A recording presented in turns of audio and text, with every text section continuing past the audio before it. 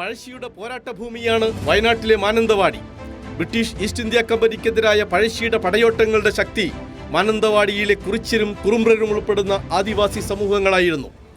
സാമ്രാജ്യത്വ വിരുദ്ധ പോരാട്ടങ്ങളുടെ ആ ചരിത്രത്തിൽ രേഖപ്പെടുത്തപ്പെട്ട കുറിച്യ സമുദായത്തിൽ നിന്നാണ് OR കേളു 2 തവണ മാനന്തവാടിയുടെ MLA ആയത്, ഇപ്പോൾ മന്ത്രിയുമാകുന്നത്.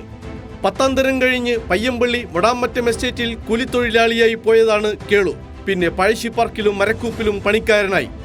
തൊഴിലാളിയായും തൊഴിലാളി വർഗ രാഷ്ട്രീയ പ്രവർത്തകനായും അടിസ്ഥാന വർഗത്തിനിടയിലെ 3.5 പതിറ്റാണ്ട് കാലത്തെ സമര രാഷ്ട്രീയ ജീവിതമാണ് പട്ടികവർഗ വിഭാഗത്തിൽ നിന്ന് കേളുവിനെ ജനനേതാവാക്കിയത്. 2 പതിറ്റാണ്ടിലേറെയായി ജനപ്രതിനിധി എന്ന നിലയിലും വയനാട്ടിൽ പിന്നോക്ക ജനവിഭാഗങ്ങൾക്കിടയിൽ നിറഞ്ഞു നിൽക്കുന്ന പേരാണ് OR കേളു. തിരുനെല്ലി ഗ്രാമപഞ്ചായത്തിലെ ഇടയൂർക്കുന്ന് വാർഡിൽ നിന്ന് 2000-ൽ ഗ്രാമപഞ്ചായത്ത് അംഗമായാണ് തുടക്കം. തുടർന്ന് 2005-ലും 2010-ലും പഞ്ചായത്ത് അംഗമായി.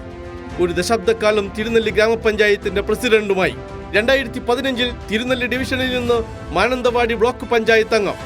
2016 നിയമസഭാ തെരഞ്ഞെടുപ്പിൽ മന്ത്രിയായിരുന്ന PK ജയലക്ഷ്മിയെ തോൽപ്പിച്ചാണ് കേളു മാനന്തവാടി മണ്ഡലം MLA ആയത്. മത്സരിച്ച ഒരു തെരഞ്ഞെടുപ്പിലും തോറ്റിട്ടില്ലാത്ത കേളു 2021-ലും ആ വിജയം ആവർത്തിച്ചു. UDF കോട്ടയെന്ന് വിളിച്ചിരുന്ന മാനന്തവാടിയിൽ കേളുവിന്റെ തുടർ വിജയത്തിന് തുണയായത് വികസനം തന്നെയായിരുന്നു. ആദ്യം നിയമസഭാംഗമാകുമ്പോൾ പാർട്ടിയുടെ ഏരിയ കമ്മിറ്റി അംഗമായ കേളു ഇപ്പോൾ CPIM-ന്റെ സംസ്ഥാന കമ്മിറ്റി അംഗമാണ്. ആദിവാസി ക്ഷേമ സമിതിയുടെ സംസ്ഥാന പ്രസിഡന്റുമാണ്. ഒപ്പം തന്നെ വയനാടിന്റെ ജനനായകനുമാണ്.